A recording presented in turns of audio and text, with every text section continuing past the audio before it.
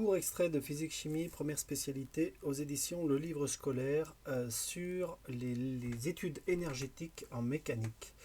Alors, on passe rapidement sur les attendus de cette partie de programme qui sont assez conséquents et on définit l'énergie cinétique d'un système. Alors, la définition de l'énergie cinétique, si on veut la donner on va dire en français, cinétique, c'est la même racine que cinéma, mouvement, c'est l'énergie liée au mouvement d'un système, et cette énergie dépend de la masse et de la vitesse du solide considéré.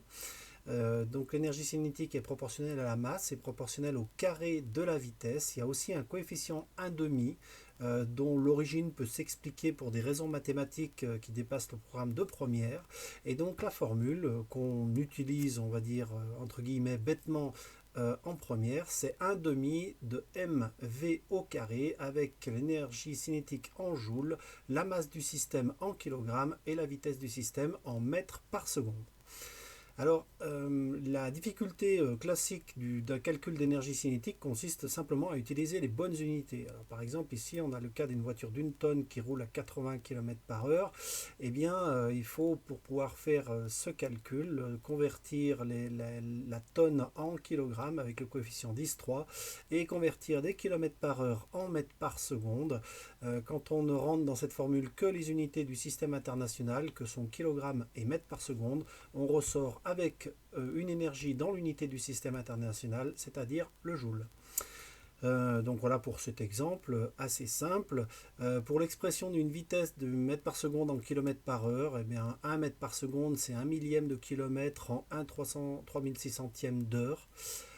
Égale 3600 sur 1000 égale 3,6 km par heure. C'est peut-être plus courant de faire le raisonnement dans l'autre sens. 1 km par heure, c'est 1000 mètres divisé par 3600 secondes.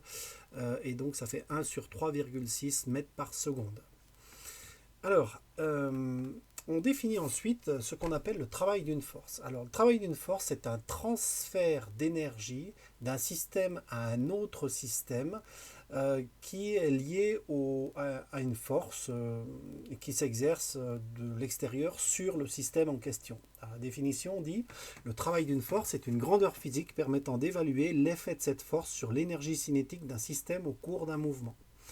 Le travail d'une force, c'est qu'en fait, certaines forces peuvent ou pas travailler. Et le mot dans ce cas-là sera un petit peu différent du sens qu'on entend en français.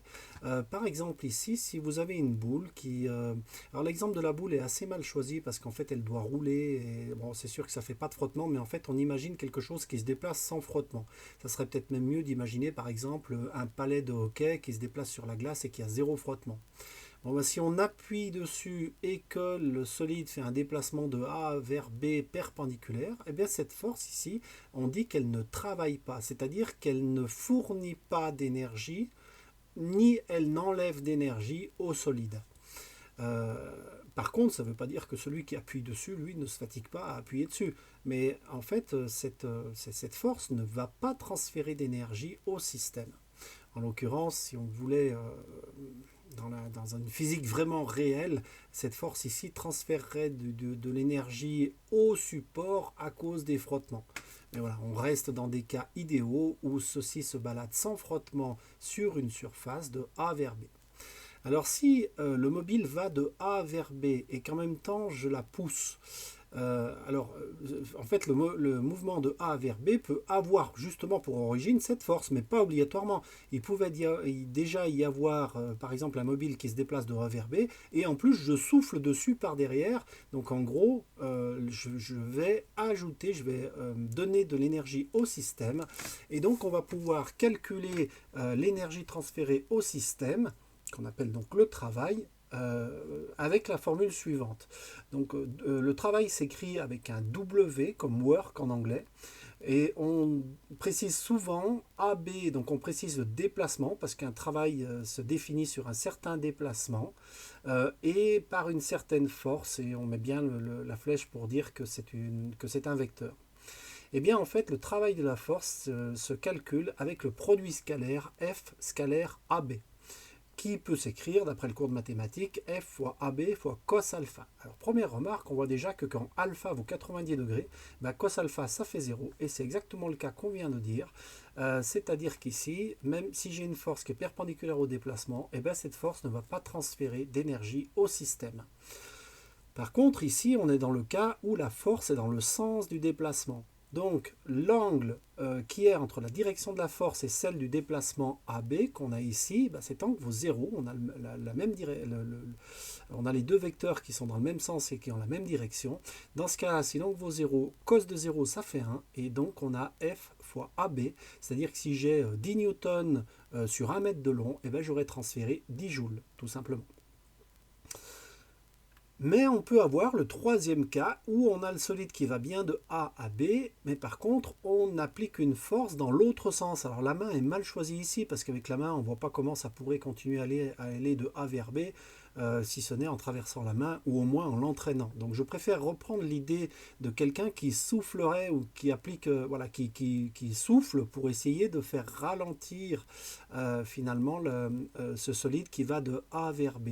Donc on a ici un cas de figure où la force F est dans ce sens-là, le déplacement AB est dans ce sens-là, et bien l'angle entre F et AB, ou l'angle entre, eh bien il vaut 180 degrés, et cos 180 degrés, ça fait moins 1. Donc j'aurai ici, si j'ai une force de 10 newtons qui s'applique pendant un déplacement d'1 mètre, eh bien le travail, ça sera moins 10 joules, autrement dit, j'ai fait perdre 10 joules au système. Concrètement, ça l'a fait ralentir. Il avait ici une certaine énergie cinétique. Et bien, si j'ai soufflé dessus dans le sens inverse de son mouvement, et bien, quand il est ici, il aura perdu de l'énergie cinétique et il en aura perdu le travail que je viens de calculer. C'était 10 joules dans mon exemple. Et ça nous amène au théorème de l'énergie cinétique. En fait, dans un référentiel galiléen, tel que le référentiel terrestre, la variation de l'énergie cinétique d'un système de masse m entre un point A et un point B est égale à la somme des travaux, des forces agissant sur le système. La variation d'énergie cinétique est égale au travail des forces qui s'appliquent sur le système. Voilà comment est-ce qu'on peut résumer le plus succinctement possible ce théorème de l'énergie cinétique. Alors, le delta ici nous dit que c'est une variation, donc on a l'énergie cinétique finale moins l'énergie cinétique initiale est égale au transfert. Il n'y a rien de très compliqué. En gros, le système reçoit ou perd de l'énergie et cette énergie va ici se reporter, enfin se retrouver dans les variations d'énergie cinétique. Si j'apporte de l'énergie au système, son énergie cinétique augmente, autrement dit, il va plus vite. Si j'enlève de l'énergie au système, son énergie cinétique diminue, autrement dit, il va moins vite. On peut avoir un cas de figure comme ici où en fait on a entre la direction du camion et le vecteur ici un angle de 30 degrés. Et bien dans ce cas-là, on fera F fois AB fois cosinus 30 degrés. Autrement dit, dans cette force, j'ai une composante dans le sens du mouvement qui serait ici donc parallèle au support. Cette composante-là travaille puisqu'elle fait vraiment avancer la voiture dans le sens du remorqueur. Par contre, la composante de la force orthogonale ici, eh bien, elle ne travaille pas dans le sens où elle maintient la voiture vers le haut, mais elle ne va pas lui donner d'énergie cinétique. Ensuite, énergie potentielle de pesanteur d'un système. Donc, il y a toujours, dans tous les domaines de la physique, on va toujours trouver cette différence énergie cinétique, énergie potentielle. Donc, cinétique, c'est lié au mouvement du système, on l'a dit, et énergie potentielle, c'est l'énergie que le système peut libérer potentiellement sous forme d'énergie cinétique. Alors elle peut être de pesanteur, mais ça pourrait être par exemple l'énergie potentielle élastique qu'il y a dans un ressort qui est comprimé, ou encore une énergie potentielle électrique. Par exemple, si on charge un condensateur, les électrons ne demandent qu'à circuler, et dans ce cas, on pourrait définir une énergie potentielle électrique. Ici, on est dans le chapitre sur la mécanique, donc on s'intéresse à l'énergie potentielle de pesanteur. Et dans un référentiel donné, en orientant l'axe des altitudes vers le haut, l'énergie potentielle de pesanteur s'exprime par la relation mgz. Autrement dit, si je prends une masse et que je la porte en hauteur, eh bien, plus elle sera haute, plus elle va pouvoir libérer d'énergie en tombant. Plus elle sera lourde, plus elle va pouvoir libérer d'énergie en tombant. Et tout ça, bien sûr, a un coefficient de proportionnalité qui est l'intensité de la pesanteur. Autrement dit, si j'étais sur une planète de plus grande pesanteur, eh bien la même masse placée à la même altitude pourrait libérer plus d'énergie à cause de la pesanteur plus grande. Donc on a cette triple proportionnalité et encore une fois des unités où on a ici la masse en kilogrammes multipliée par G, donc c'est à la fois c'est des newtons par kilogramme, mais ça pourrait être aussi des G, c'est une accélération, donc des mètres seconde moins 2. Et l'altitude est en mètres, et tout ça, quand on multiplie ces trois unités, on retrouve bien des joules tant qu'on reste dans les unités du système international. Toutes les énergies sont obtenues en joules.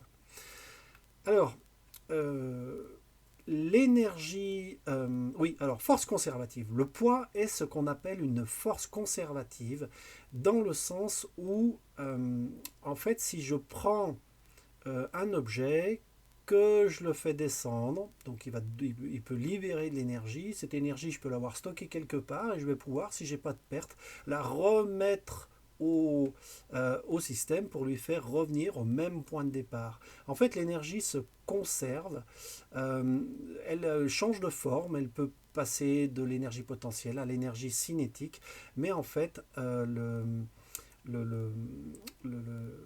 sont des forces dont la caractéristique principale d'ailleurs, parce que c'est de ne dépendre que du point de départ et d'arrivée, d'où l'exemple que j'avais pris en prenant un point de départ qui revient au même point de départ. Dans ce cas, c'est le point de départ et le point d'arrivée. Il n'y a eu aucun travail des forces. Hein. En gros, c'est-à-dire c'est un type de force. Bah oui, si je descends jusque-là, le poids a donné de l'énergie, mais si je veux revenir au même endroit, il faut lui en redonner. Voilà, c'est ce qu'on appelle une force conservative. C'est pas le cas, par exemple, et je reviendrai après aux forces conservatives, des forces de frottement. Mais pour bien faire l'opposition, si j'ai une force de frottement, par exemple les frottements de l'air, je prends quelque chose, je le descends là, les forces de frottement ont piqué de l'énergie au système, mais si je le pousse et que je le fais remonter, les forces de frottement, elles vont encore piquer de l'énergie au système en remontant. Elles ne vont pas lui rendre. Voilà, donc les forces de frottement sont des forces conservatives. Par contre, des forces comme le poids sont conservatives dans le sens où elles peuvent aussi bien prendre de l'énergie qu'en restituer, ce qui fait que le travail d'une force conservative ne va dépendre que du point de départ et du point d'arrivée. Par exemple, si je pars d'ici et que je descends régulièrement, à chaque fois que je me déplace, j'ai ici le travail du poids qui va être le poids fois le déplacement fois le cosinus de l'angle, et qui va être toujours le même et constant ici. Par contre, si je pars de A, que je vais à la verticale de B, je ne travaille pas. Mais par contre, si je vais de A vers B, dans ce cas-là, le poids va travailler. Et si je fais le total du poids entre A et cette position ici et B, je vais avoir exactement le même travail que si j'avais fait passer le poids directement sur cette ligne, ou sur ce pointillé jaune, ou sur n'importe quelle autre ligne. Même si je commence par faire monter ma masse et ensuite je la descends, ça sera toujours le même travail du poids. Tout corps de masse m placé dans un champ uniforme G est soumis à son propre poids. Lorsque l'objet se déplace d'un point A au point B, le travail du poids s'exprime par la relation donc P scalaire AB, PAB cos alpha. Donc c'est exactement l'application de ce qu'on a vu juste avant. Simplement, on a le poids comme travail, et on a le poids comme force qui s'applique sur le système, et le travail du poids ne dépend que des altitudes de départ et d'arrivée, il ne dépend pas du chemin suivi par le système. On parle dans ce cas-là de force conservative. Exemple de force conservative, donc on l'a dit, lors d'un déplacement rectiligne de longueur AB, le travail de la force de frottement est donné par la relation F scalaire AB. Rien de nouveau, sauf que comme la force de frottement est toujours opposée au mouvement, quand on va dans une direction, la force de frottement s'oppose au mouvement, donc on a 180 degrés, et on a dans ce cas-là le travail de la force de frottement qui vaut moins FAB, et qui va être inférieur, donc ça va être un transfert négatif. C'est pas une énergie négative, c'est un transfert d'énergie négative, c'est-à-dire que le système a perdu de l'énergie. Ce travail est résistant. Le travail de la force de frottement dépend du chemin suivi. On parle de force non conservative. Parlons maintenant de l'énergie mécanique d'un système. Alors l'énergie mécanique, c'est celle qu'on obtient en faisant la somme de l'énergie cinétique et de l'énergie potentielle. On a vu tout à l'heure que si on part d'un objet qui est en hauteur, il a une énergie, il a une énergie potentielle. Alors, je vais peut-être prendre une animation pour expliquer ça. Voilà. Si je pars d'un objet qui est lâché ici en hauteur, il a une certaine énergie de position. Donc, et si je le lâche, eh bien, il va acquérir de la vitesse, c'est-à-dire qu'il va acquérir de l'énergie cinétique, mais bien sûr, il va perdre de l'énergie de position. Et si on n'a pas de frottement, eh bien, en fait, c'est exactement l'énergie potentiel qui s'est transformé en énergie cinétique. Mais ce qu'on voit d'intéressant, c'est que la somme des deux s'est conservée. Et en physique, on aime bien les grandeurs qui se conservent, parce que la physique, c'est quand même l'étude de tous les changements de l'univers.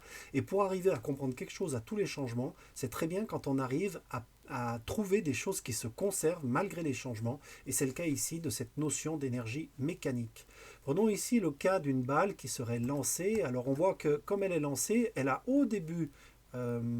alors oui, elle a au début de l'énergie cinétique qu'elle va petit à petit perdre, parce qu'en montant, elle perd de la vitesse, mais elle gagne de la hauteur, donc elle gagne de l'énergie de position. Elle n'est pas dans un système équilibré, enfin elle n'est pas en équilibre ici, parce qu'elle est toujours soumise au poids, donc elle se met à accélérer et son énergie de position se retransforme en énergie cinétique. Voilà, et si l'objet est lâché pas selon une verticale, de toute façon au niveau du travail, ça ne change rien parce que tout ce qui se passe à l'horizontale, ça ne travaille pas. Donc on ne s'intéresse qu'aux composantes verticales, enfin qu'aux composantes verticales des déplacements qui vont faire un certain travail du poids. Donc comme le poids travaille, eh bien on perd de l'énergie de position. Non, pardon, on perd de l'énergie cinétique, mais on acquiert de l'énergie de position, et cette énergie de position va à nouveau se transformer en énergie cinétique. Un autre cas de figure, donc ce sont des animations qui sont issues du site Physique Chimie Collège Lycée. On a ici l'exemple d'un grand 8 où on voit au début donc le wagon ici, je fais ici une pause, qui serait entraîné par un moteur, un système motorisé jusqu'à arriver au sommet ici. Donc en fait on augmente son énergie potentielle, il a un peu d'énergie cinétique, mais comme sa vitesse est constante, son énergie cinétique est constante. Et en fait, ce qu'on voit, c'est que une fois qu'il est parti là, et puis qu'on lâche, voilà, en fait, si on considère qu'il n'y a pas de frottement, eh bien, tout n'est que transfert d'énergie cinétique. Alors, on peut réfléchir à deux, trois petits trucs. Par exemple, ici, on le voit arriver, il est dans le tunnel. Et est-ce qu'il y a une bosse ou pas dans le tunnel? Bon, je vois d'après les courbes d'énergie que les énergies n'ont pas bougé. L'énergie cinétique n'a pas bougé, ça veut dire qu'il a une vitesse constante. Et l'énergie potentielle n'a pas bougé, ça veut dire qu'il est resté à même altitude. Donc, c'est parfaitement horizontal dans ce premier tunnel. Si on continue, on va dans l'autre tunnel. Ici, dans l'autre tunnel, on voit que non, c'est pas plat. Hein. On voit l'énergie cinétique qui diminue. Ça veut dire que la balle est en train de monter. Voilà. Et voilà, l'énergie potentielle. La balle était en train de ralentir. Maintenant, elle redescend. Ouais, elle redescend. On voit que son énergie cinétique augmente. Bon, elle va refaire encore quelques petits tours où, alors bien sûr, c'est complètement théorique, il y a zéro frottement. Mais alors, qu'est-ce qui se passe si dans ce modèle sans frottement idéal, qu'est-ce qui se passe si maintenant on arrive ici et qu'on ne le freine pas? Il est reparti pour faire un autre tour et refaire un tour et sans jamais s'arrêter.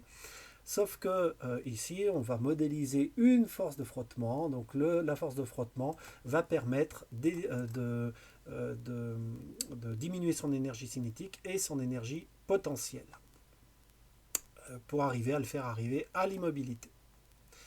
Alors, revenons sur nos théorèmes. On a ici l'exemple du pendule simple. Le pendule, c'est une masse accrochée à un fil.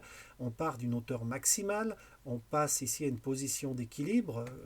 Et en fait, on va sortir de cette position d'équilibre et faire partir le pendule d'une position d'énergie potentielle maximale. Et si on le lâche, eh bien, il va descendre. Mais en descendant, il acquiert de l'élan. Cet élan va lui permettre de remonter. Et donc ce que j'appelle élan, en fait en termes plus rigoureux, c'est tout simplement l'énergie cinétique. En tombant, il acquiert de l'énergie cinétique, mais il perd de l'énergie potentielle. Cette énergie cinétique fait qu'il va remonter, mais en remontant, il va perdre son énergie potentielle. C'est ce qui est modélisé ici. On part au début d'une énergie cinétique. Alors ici, oui, alors ça aurait été mieux de partir d'une énergie potentielle maximale. Ça serait l'arrêt. Sinon, en fait, cette courbe qui part ici d'une énergie potentielle minimale et d'une énergie cinétique maximale, bah, en fait, c'est qu'on aurait soudainement poussé le pendule qui était initialement à l'équilibre ici. Donc, il a une certaine énergie cinétique qu'il perd. Donc, là, l'énergie cinétique tombe à zéro. C'est quand on se retrouve à l'arrêt. Puis ça repart. On part à une énergie cinétique maximale. Puis donc minimal, c'est quand on s'arrête sur un côté, maximal, c'est quand on passe au centre, minimal, c'est quand on s'arrête de l'autre côté. Et l'énergie potentielle fait exactement l'inverse. Et la somme des deux se conserve. Donc la variation d'énergie mécanique entre deux points, deux situations décrites par des points A et B, eh bien, est égale à zéro. Ça veut dire que l'énergie mécanique en B est égale à l'énergie mécanique en A.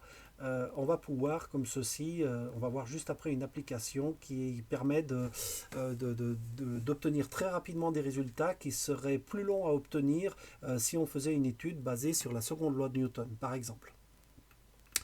Non-conservation d'énergie mécanique. Alors, on a parlé tout à l'heure des forces non conservatives. Si les forces sont non conservatives, s'il y a des frottements, et petit à petit, le système perd de l'énergie.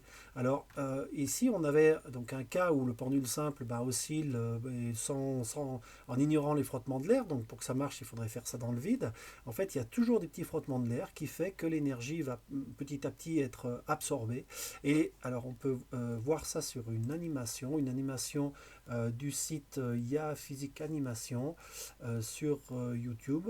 Et donc on a ici la modélisation d'une force de frottement noir. La force marron, c'est la force de tension du fil. La force de tension est plus importante quand la bille passe ici à l'aplomb. La force bleue qui est constante, c'est toujours le poids.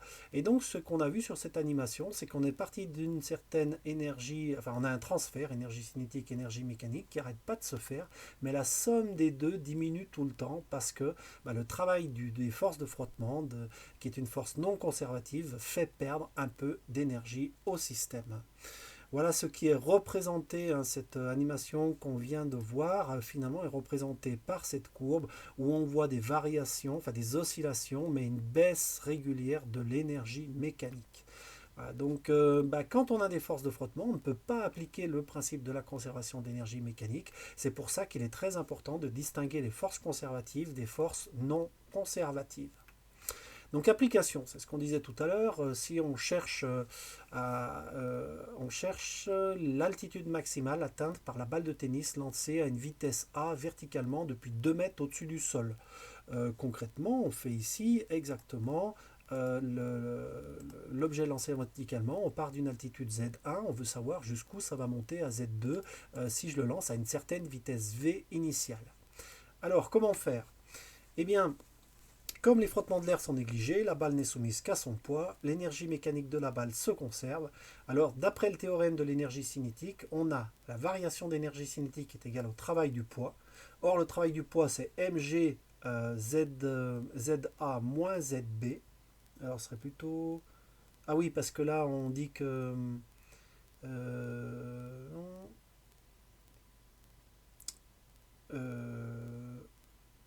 alors...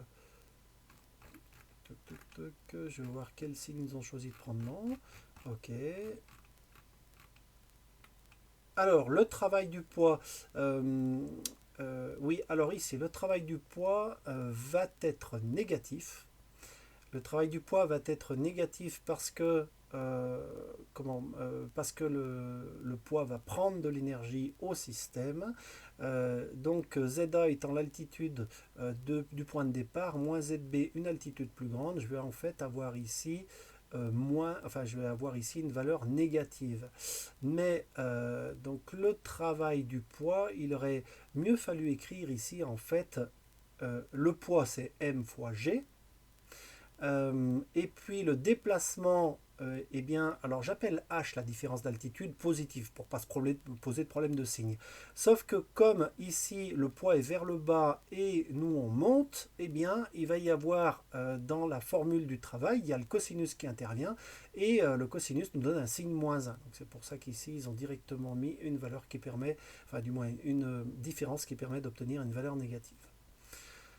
Donc la variation d'énergie cinétique entre A et B, bah, c'est 1 demi de la masse fois VB carré, moins 1 demi de la masse fois VA carré.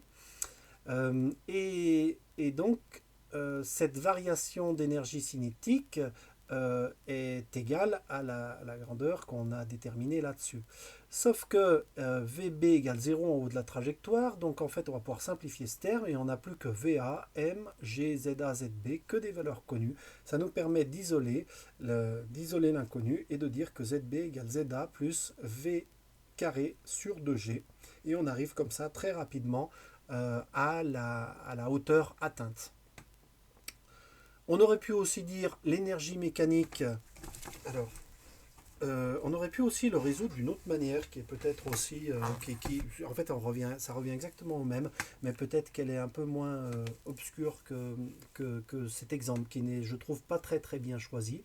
On aurait pu dire que l'énergie mécanique en A, eh bien, c'est 1 demi de mVA carré plus mgza et que ceci est égal à l'énergie mécanique en B qui est 1 demi de mvb carré plus mgzb, tout simplement. Donc ça, c'est la deuxième expression, c'est l'énergie mécanique en B. Bon, alors ici, quand on a écrit ce que nous permet d'écrire le théorème de l'énergie mécanique, je simplifie ce qui peut se simplifier. C'est-à-dire qu'ici, j'ai déjà un demi de VB carré qui est nul parce que au sommet, quand je lance la balle, quand elle arrive au sommet, sa vitesse est nulle avant qu'elle commence à redescendre. Donc ce terme est nul. J'ai donc une équation dans laquelle je vois m partout. Je vais pouvoir également simplifier les m. En fait, ça ne dépend pas de la masse. Si je lance un objet 2 fois plus lourd, eh bien, effectivement, il va falloir 2 fois plus d'énergie pour monter à la même hauteur. Mais comme il a au début 2 fois plus d'énergie cinétique parce qu'il est 2 fois plus lourd, eh bien, ça revient au même. Donc, on a ici 1 demi de VA carré plus GZA. Donc, ça, c'est un Z égale GZB. Et si je veux isoler l'inconnu qui est ZB, il faut que je divise tout ça par G. Et donc j'aurai ZB qui est égal, si je divise ceci par G, ZA. Et si je divise ça par G, j'ai VA carré sur 2G. Et on voit qu'on retrouve exactement ce qui était là, mais d'une manière, je trouve, un peu moins obscure.